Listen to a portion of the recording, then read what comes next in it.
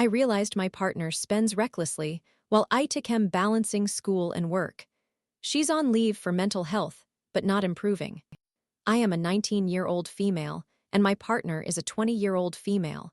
We have been in a relationship for about a year. Until recently, I had a job that paid slightly above minimum wage, and almost 2 months ago, I started a position that I would consider a career. However, it is still not sufficient to fully support my financial obligations, particularly regarding school expenses, let alone for 2 individuals, which can be quite challenging these days without juggling 3 jobs. I have minimal financial responsibilities beyond my regular personal bills, the most significant one being my education. I plan to transfer from community college to university next fall. My parents did not save much for my education. Most of their resources went to my older siblings. As the youngest child, there is an 11 to almost 12-year age gap between me and my closest sibling. My father lost his job when I was entering middle school and has struggled to find consistent work since then, leaving little saved for my future in a one-income household. In contrast, my partner lives independently with her roommate in an inexpensive 2-bedroom apartment, accompanied by her pet. She previously held a full-time job at a grocery store, which offered excellent pay and a supportive work environment, but is currently on Medical or Americans with Disabilities Act leave due to her mental health. She is in the process of seeing a psychiatrist and a nutritionist and has attended therapy sessions as well as graduated from dialectical behavior therapy. Her paperwork for leave is still being processed, so I do not think she is receiving her paid leave at this time. Even prior to her leave, she had developed a poor spending habit, which has made me hesitant about moving in together anytime soon. I, on the other hand, have maintained better spending habits, as I was taught financial responsibility at a young age. When we first met, she had some savings, but she has since depleted a significant portion of it, perhaps a few $1,000s, without replenishing it since a few months into our relationship. She has recently earned some extra money by selling items belonging to my family and me on an online marketplace. Initially, I allowed her to keep my share from those sales and ensured my parents received their portion. However, once she sells something, she doesn't even ask or attempt to share any of the money with me. She frequently asks me to cover expenses or to purchase things for her, including her recent request to have her nails done, while also spending her own money on projects.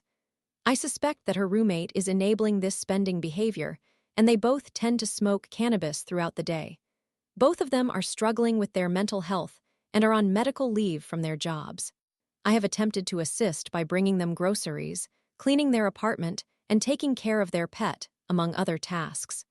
Nevertheless, they continue to order takeout daily, opting for fast food options because they do not want to cook or deal with their accumulated dirty dishes, even when I go over to help clean.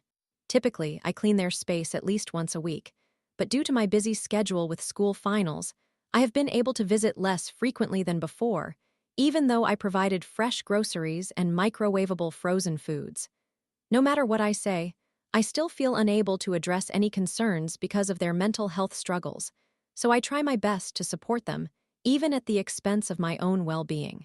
When I express my feelings of being unappreciated, all I receive in response is an "I love you" and a kiss.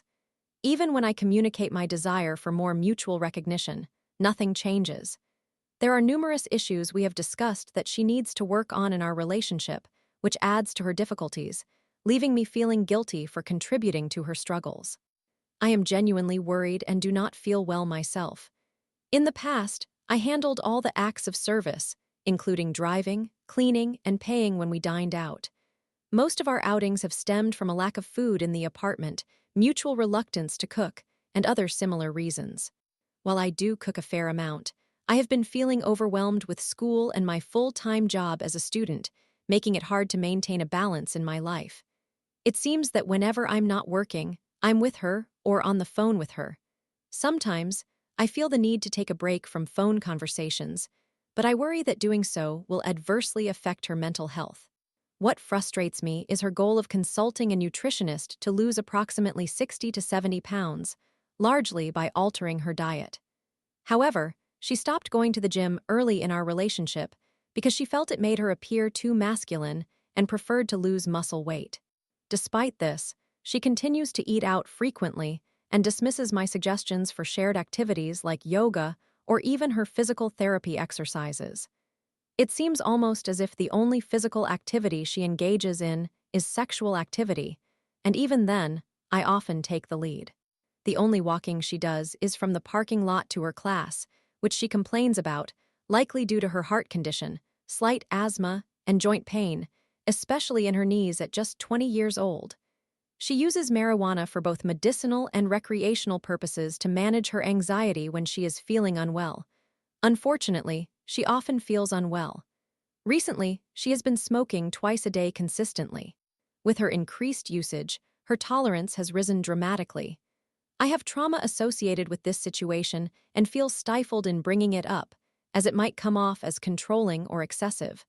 I miss her sober demeanor and the healthier phase of our relationship. I genuinely do not believe she can afford her rent any longer. Last night, she spontaneously purchased clothes with money she did not have right after I ordered food for her via a delivery service because she claimed she could not afford it, yet somehow she could spend $100 on marijuana. The clothes didn't fit her, and she said she would save them for when she gets thinner. I do not think she is taking care of herself properly. On top of everything I am managing, it feels like I am responsible for her care, both mentally and financially. Since we do not live together, I cannot always be present for her, yet she frequently expresses her excitement about the prospect of sharing a home. However, I do not want to cohabit in an apartment where I have to play Cinderella, surrounded by clutter that is not mine and that I cannot touch. Upon reviewing my credit card statements, I noticed that more than half of my paycheck has gone towards expenses for her and her roommate. I feel used, and this triggers past trauma for me. Nothing about this situation feels equitable. I've openly discussed my trauma and concerns with her, and I strive to communicate effectively, even when it results in being reprimanded. I am making a concerted effort to choose my words carefully and tread lightly around them. I do not wish to come across as unkind or insensitive in the slightest in this post. I genuinely care about them, as they are facing significant challenges, but I, too, am a person with feelings. I am uncertain about how to navigate this entire situation. It feels as though I am merely an observer. What has become increasingly evident to me is that the dynamics are unfair in our relationship, and I often feel invisible. It seems as though I am held to certain expectations without being seen or acknowledged. I am struggling to determine the best course of action because I do not want to exacerbate the situation. I have attempted to communicate, and it feels as if I am addressing either the same or a new issue every day. However, it is difficult to engage in meaningful dialogue when my partner is not feeling well, as it often portrays me as the villain for bringing up concerns at challenging moments. Finding an appropriate time to speak is difficult when one person is consistently unwell. I worry that I would be a jerk for bringing up any of these issues, especially when she is in a fragile state, as it might induce feelings of shame related to her weight, spending habits, and other matters. However, I am genuinely concerned. I also find myself anxious about whether I am somehow misguided for feeling worried or for having the thoughts and emotions I do. Story 2. I met a guy, we had intense chemistry. I distanced myself, realized we wanted different things. Sent a heartfelt audio, now I wait for his reaction. Repost with update, perhaps this will be the longest text you read today, so if you prefer not to, be aware that it's substantial. I encountered a guy at a party, and we connected and began conversing. He does not reside in my city, he lives approximately 4 hours away. Throughout our ongoing dialogue, we made a spontaneous decision to do something adventurous and meet at a beach together. The experience was wonderful, the intimacy we shared was the best I have ever experienced in my life, and our attraction is highly physical. We engage in a lot of sexual activity and explore various fantasies, even creating videos together. What stands out to me in this narrative is that I have never experienced such an intense sexual connection. I cannot speak for him, but during our intimate moments, it seems he shares the same feelings. Interestingly, there is a chance I might move to his city since I took a competitive examination there, but I have yet to receive the results. With that said, we kept communicating, and a month later, he traveled to my city for a visit. I also went to his city twice for the exam, and we met once more.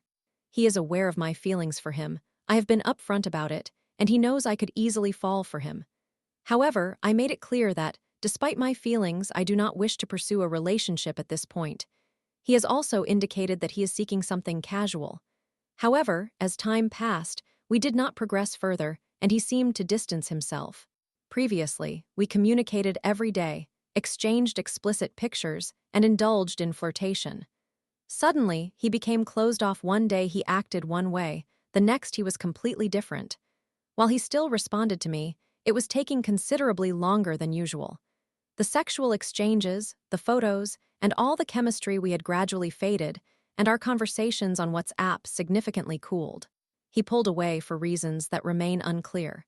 When I inquired about it, he explained that he did not see the purpose of talking every day if there was no future in sight. He thought we should just meet when the opportunity arose, and he believed that if this situation was bothering me, we should stop communicating. He also took our conversation in a heavier direction, viewing it as drama and complaining, stating that this was precisely what he was trying to avoid. He sent a lengthy message justifying his stance, but it was not a breakup. He basically left the decision up to me.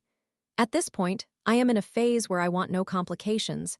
In fact, I am looking for a friends with benefits arrangement. I do not want the obligation to talk daily, but at the same time, I genuinely enjoy our chats. I was also finding it a bit out of my routine to maintain a long-distance connection, as that is not typically my style. I recognized that my feelings for him were unique, almost as if we had our whole lives to learn about each other, without urgency or complications, and with utmost naturalness. Have you ever experienced something like this? To me, this conversation should not be happening in this manner. If both of us desire to let things develop naturally and neither of us is seeking a serious relationship, there is no need for this wait. There shouldn't be a need for us to distance ourselves like this. If he does not want to communicate, he should simply say so. Yet he has continued the conversation. He always has, even if sometimes we took 2 days to respond to one another. If I had not initiated, he would have maintained the dialogue, do you understand? Even if it was at a distance. For this reason, I made the decision to step back and let him know that if I felt inclined to meet him when I visited his city, I would get in touch. That day eventually came. We had not spoken in about 2 weeks, and I sent him a message indicating my plan to visit his city. Without much hesitation, he arranged to meet up. We enjoyed drinks at a bar, and he engaged in light conversation, inquired about my plans for Carnival, to which I replied that I had none, explaining my reasons. However, he already knew I wasn't doing anything since last November, and he had mentioned he would be going to a particular city with friends. Still, as he asked about my Carnival plans, a sense of anticipation hung in the air for me to ask about his. Ultimately, I did ask, and he said he also had no plans, but I didn't dwell on it and quickly changed the topic. The evening continued. We spent the night together, cuddling, before I returned to my city. After that encounter, our communication ceased entirely. I did not message him, nor did he reach out to me. Yet I cannot stop thinking about it, including the chance of sharing an experience during Carnival. I feel hesitant to send him a message and take the initiative I would prefer if he did. However, with Carnival approaching, if he does not reach out, I may not either, and things will stagnate. What is your opinion? What would you do if you were in my position? After hearing various perspectives and comments, I can consider all sides. I will wait until the weekend to see if he reaches out, and if he does not, I might send a message if I still feel motivated to do so. Otherwise, perhaps it is simply not meant to be. If you would like updates later, I will return here. And if fate permits, I will have an adult conversation with him. It has been enlightening to share all this. Thank you. Update: I initiated a conversation by sending him a message, and he responded in a rather cold and detached manner. Sensing that our relationship had truly reached its limit, I invited him to join me for Carnival, already anticipating that he would decline. I took this opportunity to express my feelings through a 4-minute audio message, which I find preferable to writing a lengthy text, communicating exactly what I think and feel. This is the extended message I conveyed in audio. During our last outing together, I sensed your subtle attachment to the situation, yet you did not message me after. I spoke with you to gauge your true feelings, and the idea of carnival had been on my mind ever since you mentioned it. We both considered it, but the situation became stagnant. I am growing tired of this energy as well. So much pleasure could have been explored but was left unaddressed. In reality, my invitation was not solely about carnival, but rather to evaluate the overall situation. My expectation for our relationship was to openly discuss ideas, to have at the very least a solid friendship between us, and to express my thoughts candidly without being interpreted as nagging or creating drama. Simply to exist together without being cast into a position of emotional turmoil, as has frequently occurred. I assumed that in person, I would have space for understanding, but that was not the case, as I only experienced that at the beginning. I believe that physical and sexual involvement entails a certain level of intimacy that, in my perspective, warrants emotional reciprocity to maintain the excitement. I was very open both sexually and emotionally with you, precisely because I assumed you felt the same way. I find it absurd that one can engage with someone with such chemistry, while the other fails to recognize it in a similar manner. Such a dynamic should not even be permissible. Regardless of the distance, the lack of desire for a serious commitment, or the challenges of long-distance communication, I believed there would be room for a sincere exchange grounded in mutual respect and understanding. However, when that occurs, it should feel natural rather than forced. I have come to realize that your distancing after seeing me in my city was a way of shielding yourself, but that does not alter the fact that this experience has led me to recognize that our relationship never possessed what I required. I seek depth in the people I allow into my life. I would prefer to navigate life with this understanding and eliminate any expectations. For me, this is significant, so that is how I feel. Although it may seem like a poor time to bring this up during Carnival, I believe there is no better moment than the present for me. Do not feel obligated to explain anything to me. It is okay. That being said, I have locked the chat and set a password to avoid waiting for a response. I will only check if he replied when I feel calm. What do you think? How might he react? Story 3. From debt to love, I proposed, then got fired. A lie to her parents led to our breakup. Now I battle emptiness and heartbreak. Today marks precisely 4 weeks since my fiancé left me. The circumstances were as follows. Before I met her, my life was in a dire situation. I had amassed approximately $6,000 in debt, left my job due to conflicts with my boss. I was employed at a restaurant, and even after finding what I thought was a better restaurant job, the pay remained significantly low. The lengthy commute, shifting schedules, and my unstable mental health only exacerbated my downward spiral into despair. I was never one to socialize excessively or consume alcohol, but during that period, I began to go out and drink excessively, to the point where one night a taxi driver abandoned me midway home, forcing me to walk back in a dreadful condition. That experience jolted me into recognizing the severity of my situation. Ironically, just a few weeks later, on October 11, 2023, I met her. She was a customer at the restaurant. It felt like a coincidental stroke of luck. She returned 2 days later and requested my phone number. To me, it was like encountering an angel. We shared beautiful moments together. Although throughout most of our relationship, I acted immaturely. I left my job and she supported me, but I had not yet revealed my financial struggles. When I finally came clean, I was struck by a wave of panic. I feared I would lose everything again due to my prior mistakes. Nevertheless, she accepted me. She did not face financial difficulties. Her family had worked diligently to create what seemed like a paradise to me. I always felt like a worthless presence around them. My errors and my past actions only intensified my anxiety about losing everything.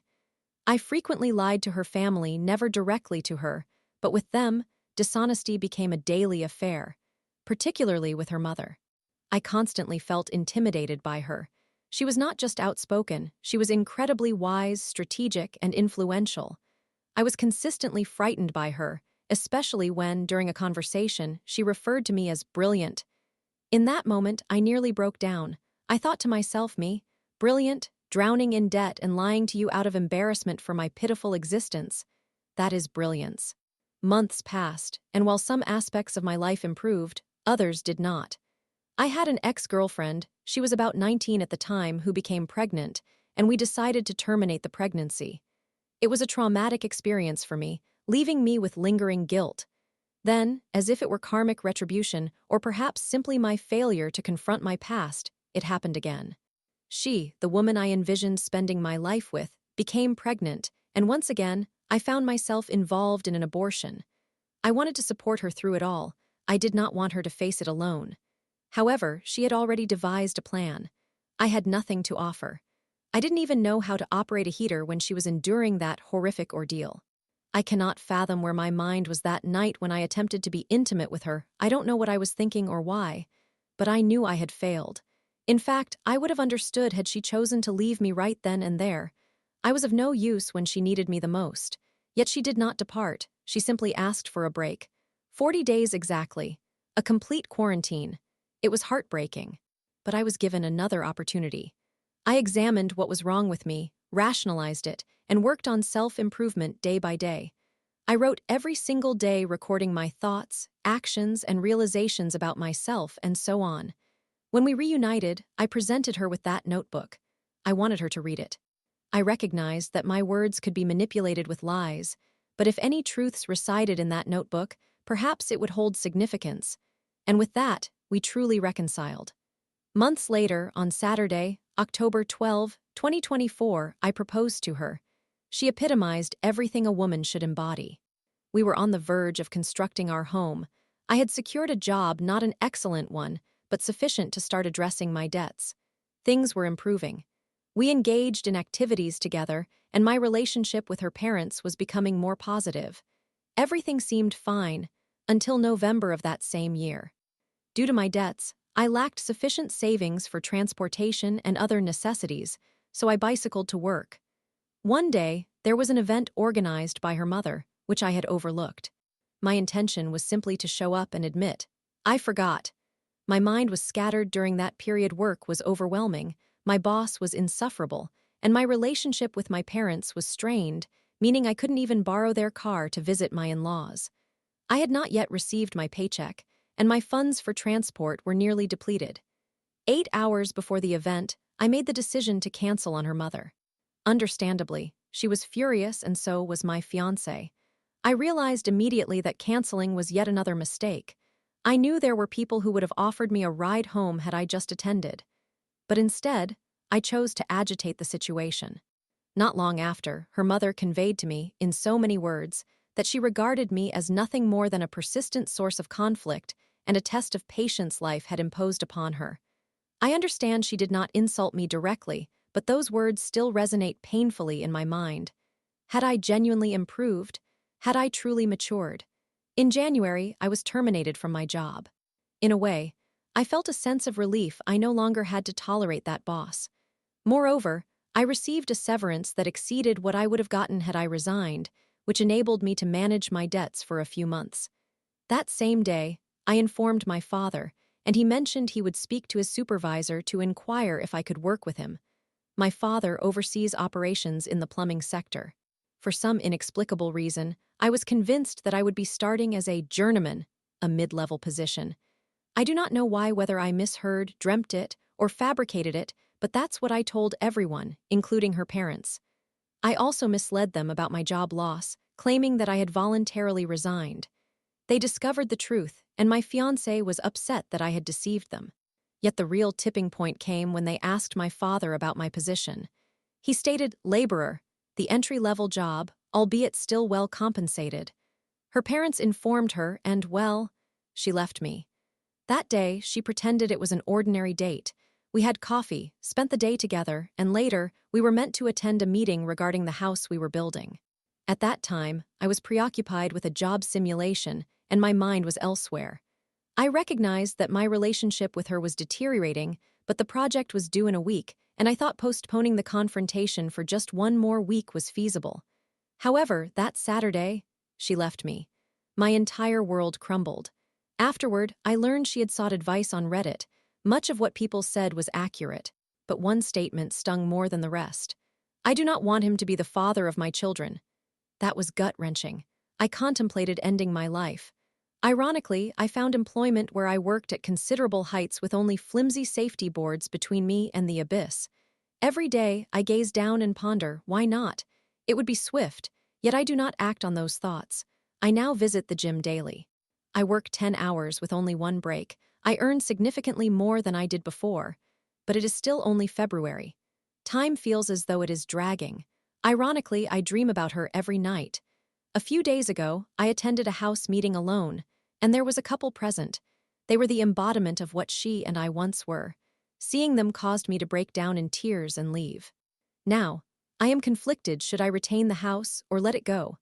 I understand that having a property in my name is beneficial at my age, but I cannot look at that land without recalling every moment we shared. What path should I take now with my life? What aspirations can I hold if I am merely the worthless person others claim I am? Story 4. I planned a special trip for us, but she ditched me for the school one. Now, I am questioning if I deserve this kind of treatment. I, a 22-year-old male, and my girlfriend, a 22-year-old female, have been in a relationship for several months. However, we have known each other for 5 years and share a mutual friend group. I am her first real boyfriend, and I have done everything possible to make her feel cherished and loved. I am dating with the intention of marriage, and she is aware of that. Consequently, this would be her first and only experience being asked out, so I took it upon myself to create a handmade ring to make this moment special. We have been in love for at least a year and a half, but neither of us dared to take that step until I did, a couple of months ago. She is genuinely the sweetest person, but recently I have begun to feel unhappy in this relationship. Last year, a school trip to London and Paris was announced for the senior students, and my entire friend group wanted to attend. We reside in Canada. The issue was that I could not afford to spend $6,000 on a trip that would only be worth a maximum of $2,000, and I do not have parents who can cover those expenses, as it was their parents who funded their trips. When my girlfriend realized she might not be able to go, she became very upset and hurt. As a result, I began planning a similar trip for the two of us, costing only $1,500 instead of $6,000, covering everything: meals, activity tickets, hotel, airfare, vaccines, and more, and lasting 2 weeks instead of just one, as the school trip would. I also selected numerous places she would enjoy visiting and prepared a budget, which made her very happy.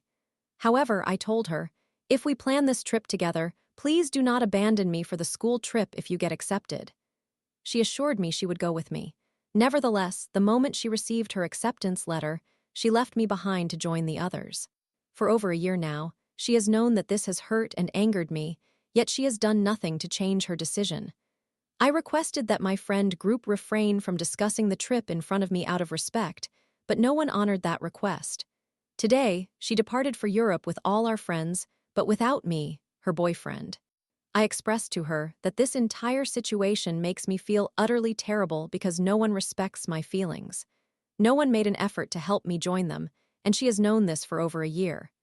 On the other hand, when she believed she could not attend, I did everything possible to ensure she could. I told her I was exhausted from being treated this way, like I'm worthless, like a backup plan, and that this trip is undeniable evidence of that. But of course, she was not going to take any action regarding it. I informed her that I was done accepting this kind of treatment in my relationships, that I know my value, and that moving forward, people must treat me with respect and truly earn the right to have me in their lives instead of taking me for granted. She believes I'm correct, but continues to claim that it was too late for her to cancel her spot on the trip while expressing her deep regret. Additionally, she rarely supports me during my most difficult times. I often find myself comforting her when she feels guilty for mistreating me. I acknowledge that I am not perfect, but I strive to ensure she is happy and feels like a princess.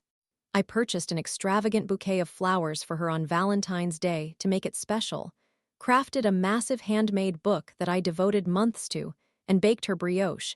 Despite being unemployed and having limited funds due to extra classes I am taking in my spare time to secure a better future for us. Recently, I discovered that she is planning another trip to Washington, D.C. with the school, despite previously telling me we could not travel to New York together because her mother did not want her to take 2 trips in a single year. I invest wholeheartedly in my relationships and social life, trying my best to ensure everyone feels welcomed and accepted, yet no one reciprocates that effort. I am tired of this unreciprocated kindness. Despite knowing how hurtful this situation is for me, she still chose to go on the trip and betrayed my trust. I am beginning to question if she is truly the right person for me, as I do not deserve to be treated so poorly. She often complains about being exhausted from work and breaks down during her shifts, even though she only works less than 10 hours a week outside of school and has relatively easygoing bosses and coworkers. She boasts about how hard she worked for this trip, despite her mother paying for it, claiming she only sold coffee and soap to teachers to contribute. I have a history of living in foster care and shelters, where I had to work excessively and endure stressful environments just to survive. Furthermore, one of the individuals in our friend group, whom I'll refer to as Jelly, is dangerously toxic and abusive in our friendship. My girlfriend continues to spend time with her as if nothing is wrong. This friend is consistently hypocritical and harmful to me and many others. Jelly has been particularly cruel to my girlfriend, making demeaning body-shaming remarks that are often directed toward her. My girlfriend is aware of Jelly's behavior, yet maintains this friendship, which feels like a betrayal. Despite professing her love for me and her desire to build a future together, she does not demonstrate that love through her actions. She has promised to improve her behavior and reactions, but those promises remain unfulfilled. When I become a little distant due to traumatic experiences from my past relationship, she typically ignores me, runs to Jelly and our other friends, and fails to be there for me. When it does not relate to these issues, she does express love and affection. In light of all this, I am not feeling great because of the mistreatment and toxicity in my relationships. What should I do? Despite these issues, she is an incredible person and I genuinely love her.